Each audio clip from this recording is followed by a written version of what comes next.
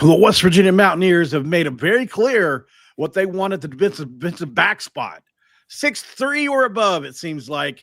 Let's talk about three big-time commits for the Mountaineers.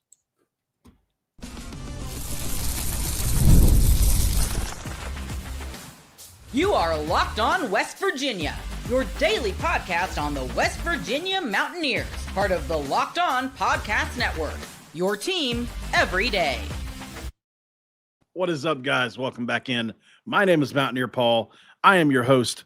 Welcome back into Locked On West Virginia, where we're talking Mountaineer football recruiting and what a day it's been so far to get a good start going in Mountaineer country, obviously. Thank you guys so much for being here. Going to be brought to you by our friends from Game Time. If you didn't know, right now you can find out about it. Download the Game Time app, create an account, and use the code LOCKEDONCollege for $20 off your first purchase. But I'm not alone. Obviously, I haven't had him on here in a couple days. Let's bring on the awesome buddy of the show, Jackson Johnson. How you doing tonight, good buddy?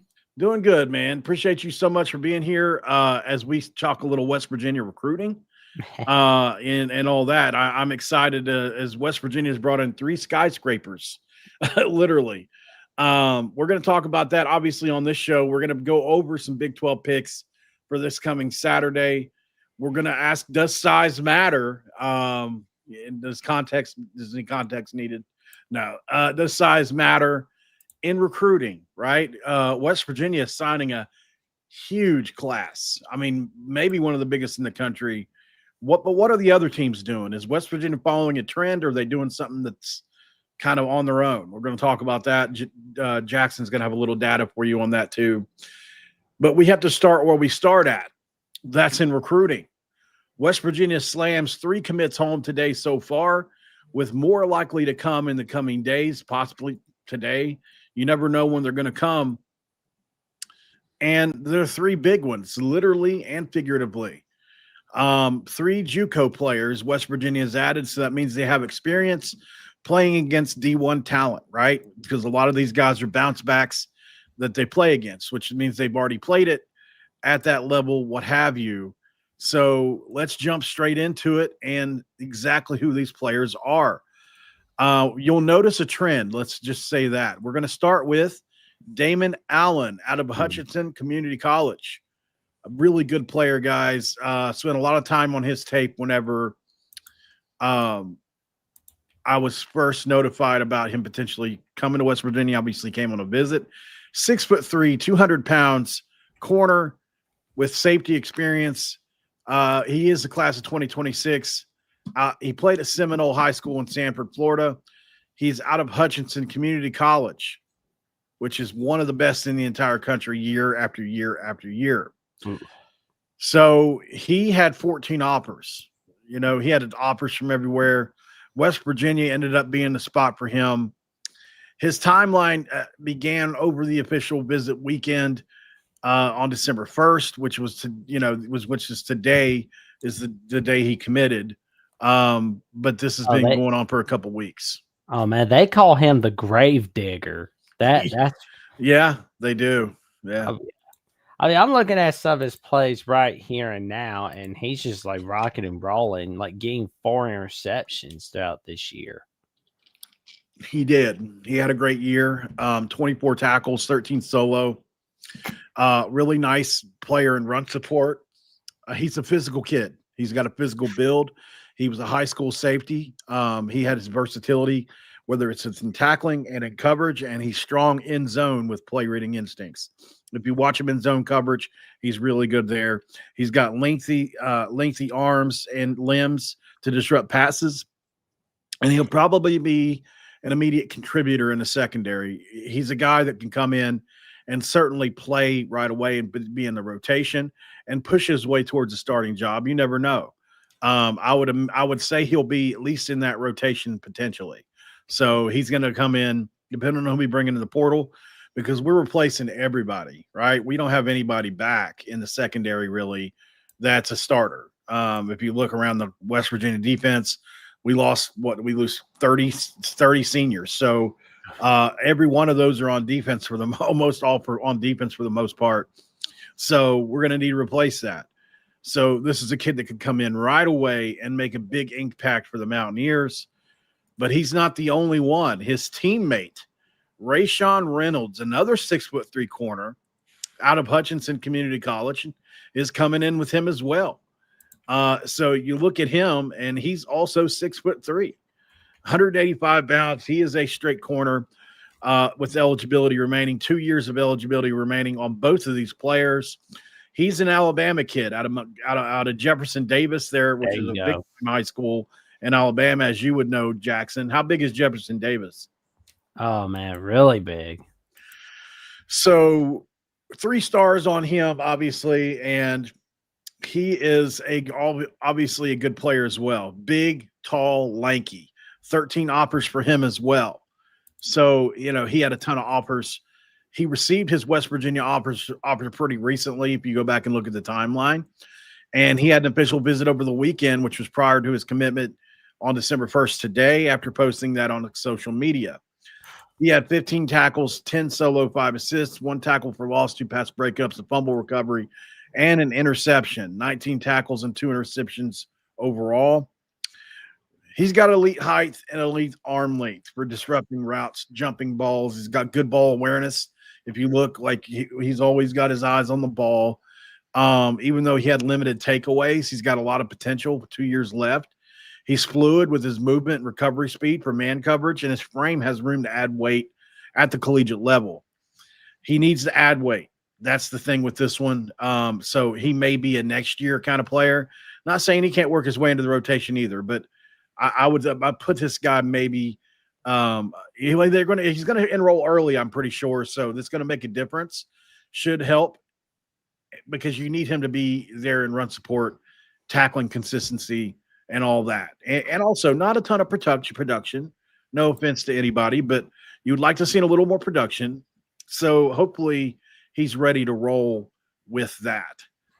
So one more to go here, Jackson, and that's Damari Williams, another 6'3" JUCO transfer / recruit, whatever you want to say. They're treated like high school recruits. They're technically transfers. Another 6'3" corner. So you can see a trend here, or safety in this case. 6'3", 205 pounds, and he is the highest rated of all 3, at least from what I could find. He is a top 50 JUCO player, top 5 at his position. And is, if you look at his offers, he decommitted from Kentucky. He had Mississippi State, Houston, UCF, and West Virginia gets him here. So this is a big one here too. At Coffeyville Community College, I went and put his tape on. Very good tape. He's super, super quick. So one of the first plays you'll see of his is a pick 6 where he jumps the route. It is beautifully timed. And these are the kind of players we need at safety at West Virginia. Guys that actually get turnovers was what we need, right? Another lengthy frame here for covering big targets and filling passing lanes. He's got really solid ball skills, which you see on the interception, which is why he had multiple takeaways. Very physical tackler, which is why he's a safety, I think. Super versatile, too, in schemes. You could probably play him at nickel. You can play him at weak, strong side, wherever you want to put him. He could play a little bit of everything, and he has high upside, ton of high upside for here on this guy. He's got some time remaining as well, as he's only a sophomore. So, obviously, if you look at his weaknesses, he's got a lean build. That's really it. Same as the other guy, needs to add some bulk. But, man, he really has a chance to be good. These are 3 JUCO DBs, all 3 6'3". And if you watch the Texas Tech game the other day, I do believe this is a direct correlation. You get the questions of, is it causation, correlation? I like that. I like that analogy.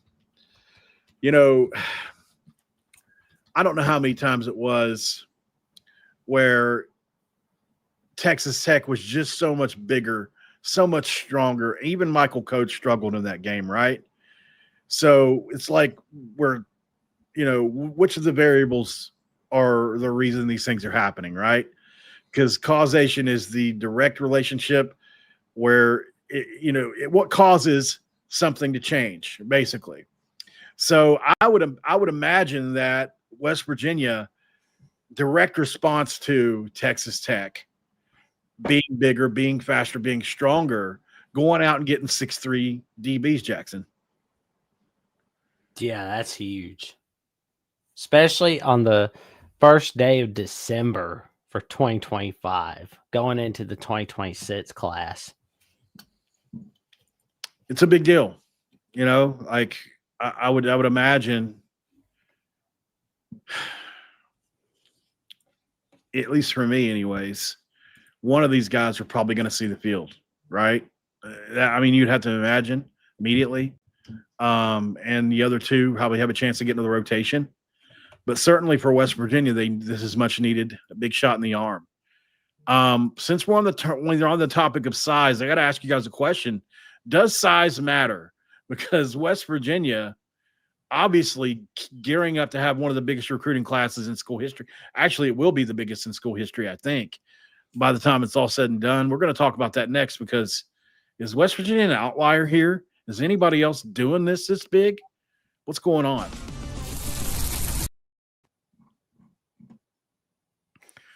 And this episode of Locked On West Virginia going to be brought to you by our friends at Game Time. When they're talking about Game Time, y'all, remember this. The World Cup is coming back to North America for the first time since 1994, with 48 teams for the first time ever. It's going to be massive, but let's be honest. Getting tickets is usually the hardest part. That's why the Game Time app is clutch, finally giving fans a real advantage when it comes to snagging seats. With Game Time, you can track price drops in real time. You can get alerts when great seats open, and you can buy tickets the moment they hit the app. It puts the power back in your hands, and you can actually make the World Cup realistic instead of impossible. Here's what you do. You pull up the app. The layout makes it really simple to scroll through the matchups and compare seat views. Pick a game, tap a section, and you can have your tickets located within minutes. No confusion, no hunting for fine print. Take the guesswork out of buying World Cup tickets in every match, concert, or event with Game Time. Download the Game Time app, create an account, and use code LOCKEDONCollege for $20 off your first purchase where the terms apply. Create the account, download the app, make an account, use the code LOCKEDONCollege for $20 off. Swipe, tap, ticket, go Game Time, and you'll find out the question of all questions. What time is it? It's game time.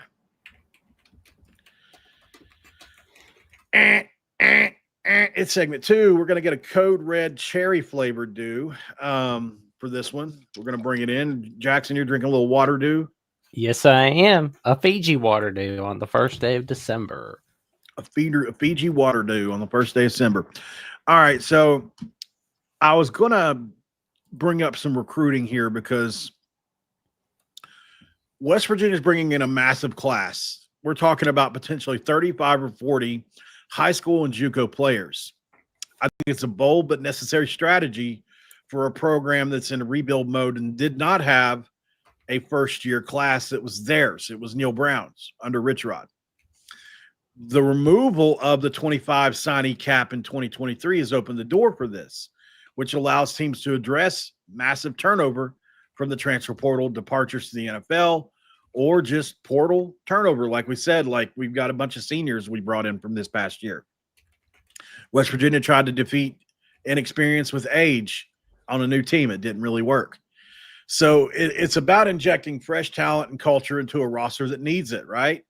If you look at historically top programs, Alabama, LSU, Miami, Oklahoma have used large classes effectively during this era, which usually can transition or at least help sustain some success. So hopefully we're going to see some on-field improvements here, because for West Virginia, this could accelerate their competitiveness in the Big 12. By next year, these will all be sophomores really ready to compete, right? Some of them will compete this year. So, and we'll have some of the guys from last year ready to compete this year. That said, success isn't guaranteed though, right? It depends on coaching, retention, how well these players integrate into Rich Rod's culture. But being in the same big class conversation as perennial power is a good omen, I think. Volume recruiting can mask quality gaps, right? If you look at it and if it's managed right. And it is better than playing it safe, right? Than bringing in a smaller, much more refined haul rather than leaving those holes unfulfilled. So my question to you, Jackson, is what are other big time programs doing?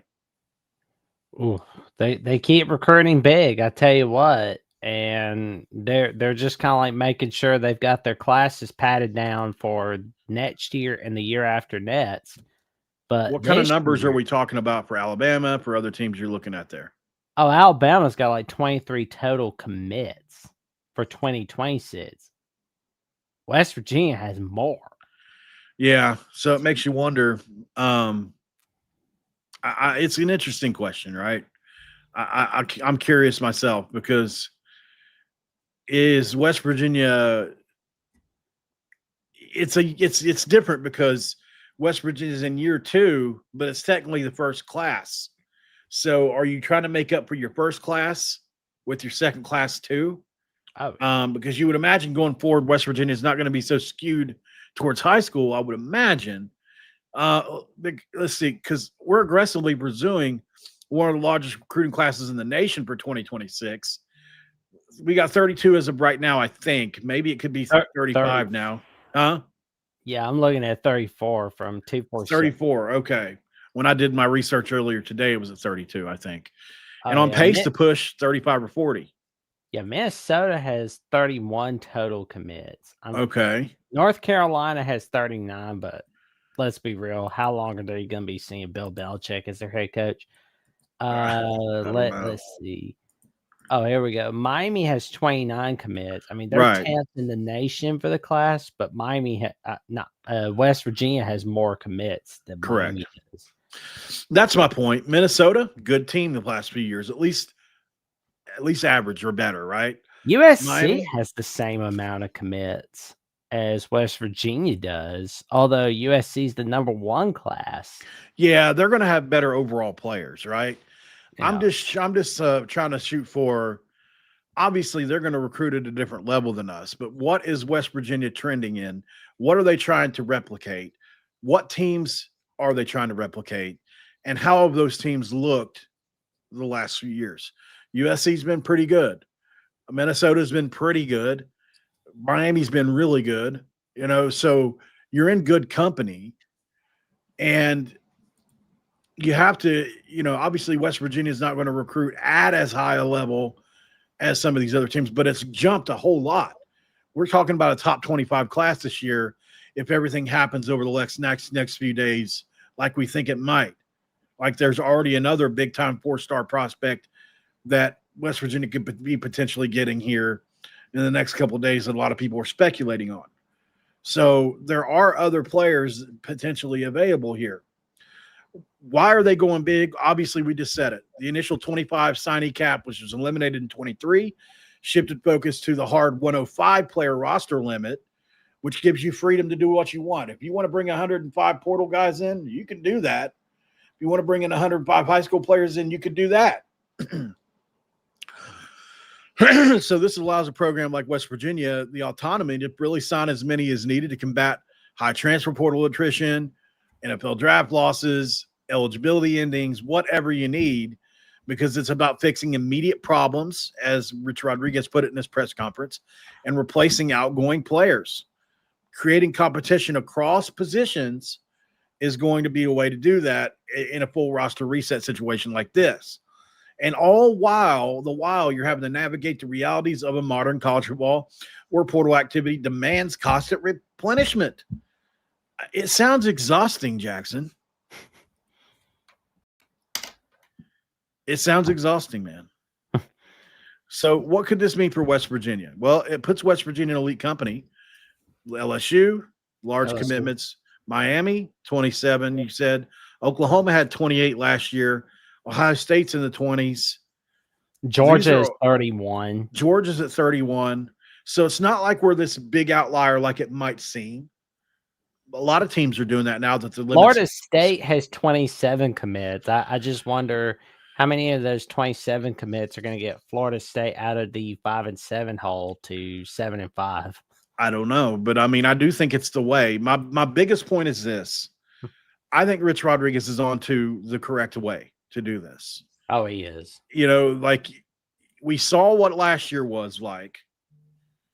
We saw what it was like. It was a big portal class because it had to be. Because what were you going to win with Neil Brown's class and what was left on the roster when everybody left? No, you weren't.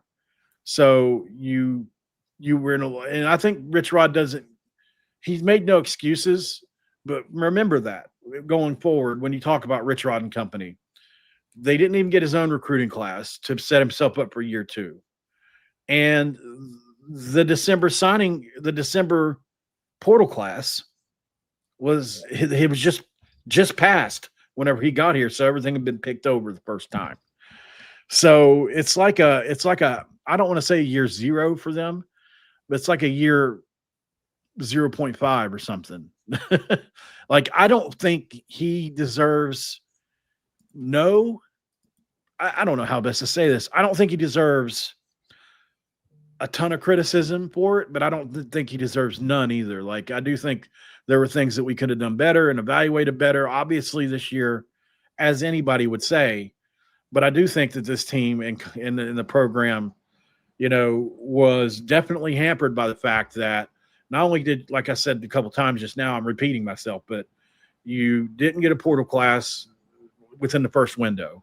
So you're basically picking from the leftovers and some guys that went back into the portal.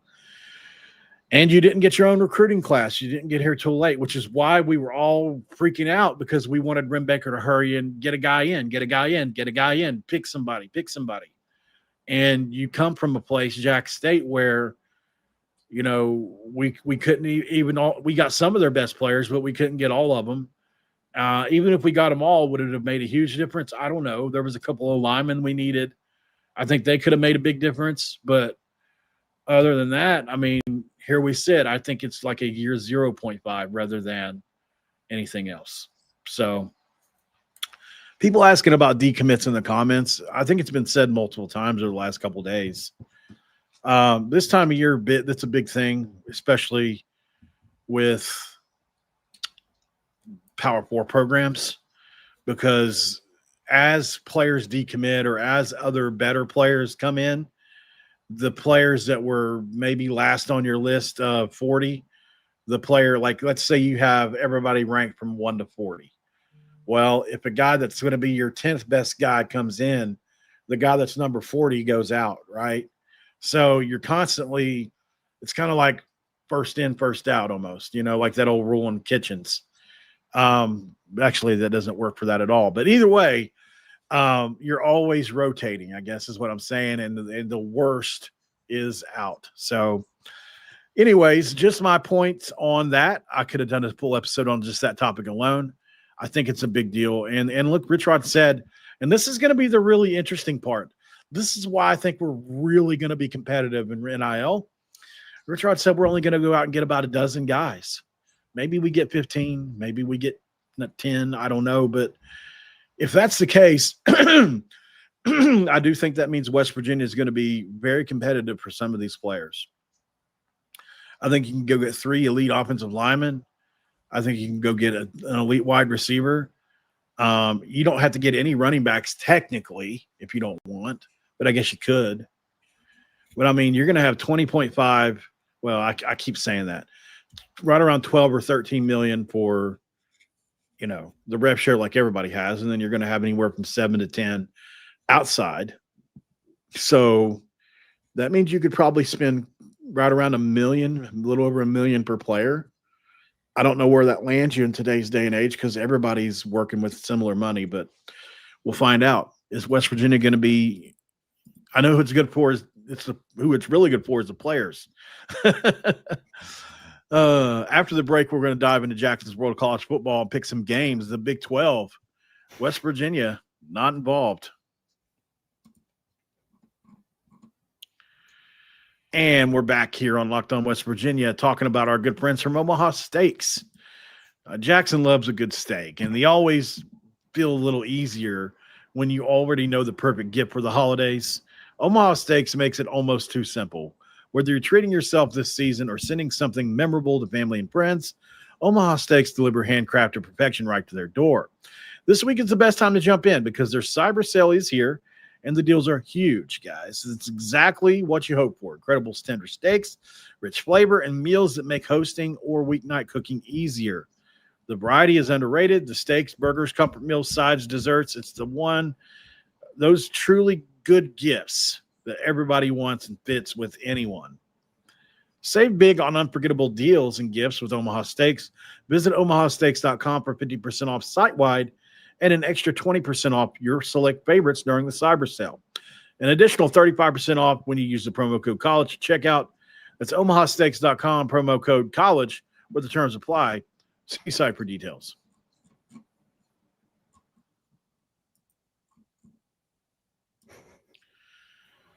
We're back with Jackson Johnson. Jackson, tell everybody where they can find you really quick, man. Well, they can find me tonight on Alabama at the Voice College Football, 7 p.m. Eastern Time, where Trevion Ware and myself will be going over our takes on the injury report, the final takeaways of the Iron Bowl, and much, much more, all right there on Alabama at the Voice College Football. And later tonight, they can also find me on SEC at the Voice College Football, where I will be joined by Samuel Recker from College Football with Sam, discussing our takes on the coaching carousel all over the SEC. Was firing Mark Stoops the right move for Kentucky? Who are the coaching candidates? The preview predictions of the SEC title game. And does Lane Kiffin leaving for LSU affect Ole Miss playoffs seeding for the Ole Miss Rebels? All right there on SEC at the Voice College Football. Got Monday night going over for a wild ride tonight. Thanks, Jackson. Oh, all right, guys. So we're going to be doing some games here. Jackson, you got them, don't you? Oh, yes, I do. I got the Texas Tech Red Raiders and the BYU Cougars. That's going to be a good one right there. But, you know, as we've been hearing from the chat and throughout today, Kalani Sitake is Kalani Sitake. Yeah, that's okay. And maybe heading to Penn State. Yeah, he's the front runner for Penn State. But I find it hard to believe. Here's why. I went down there and spoke with him myself. I'm not saying he's not going to do it. I mean, at the end of the day, anything can happen. And I haven't reached out to my BYU people about this. But, you know, I mean, it's a great job. Penn State's a great job. But do I think BYU is in a place similar to Penn State right now? I do. From a financial perspective and everything, I think they're very similar. No, you're not in the Big Ten and you don't get left out in the playoff like BYU might at 11-1. I mean, they're trying to destroy our conference by screwing us over like this.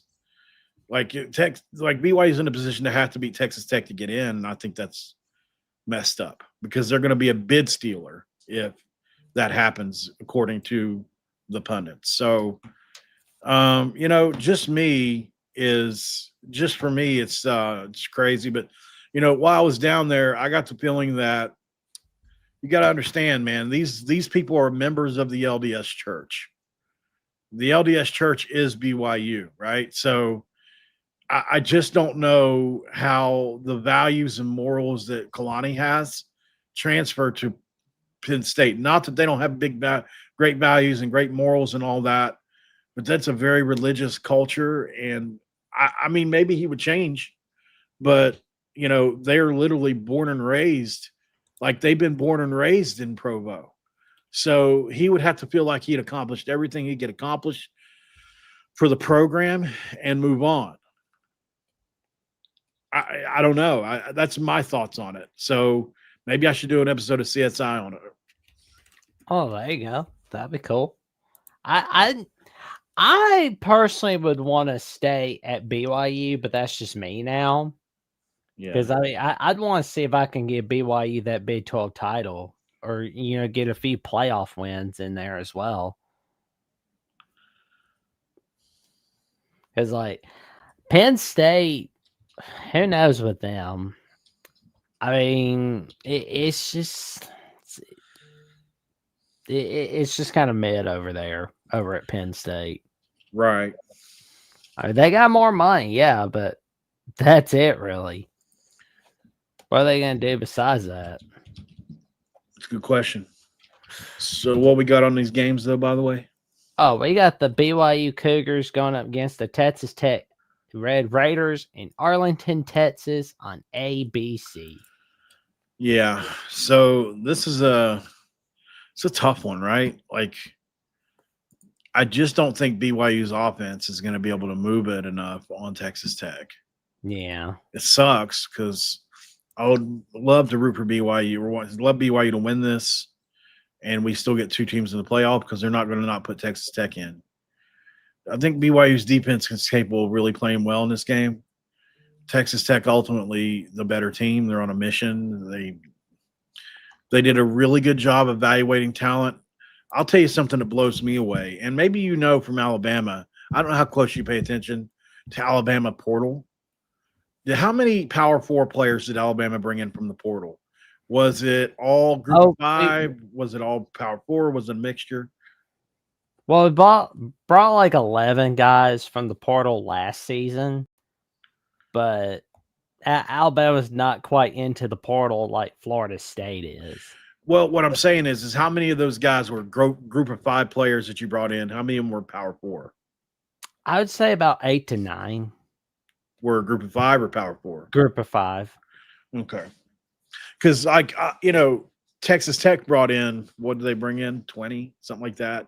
Oh, yeah. I haven't looked, but they were all pretty much except for 4 players, Group of 5 players.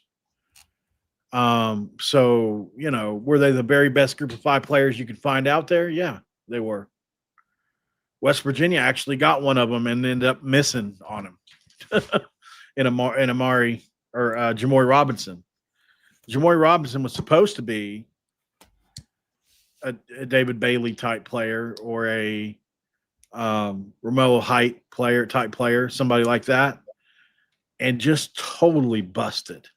I mean, it was the biggest waste of money ever, man. But you're going to have those. I like Texas Tech to win this game 27-17. Yeah, I've got Texas Tech winning 34-20 against BYU. Crossing my fingers for a BYU upset, though.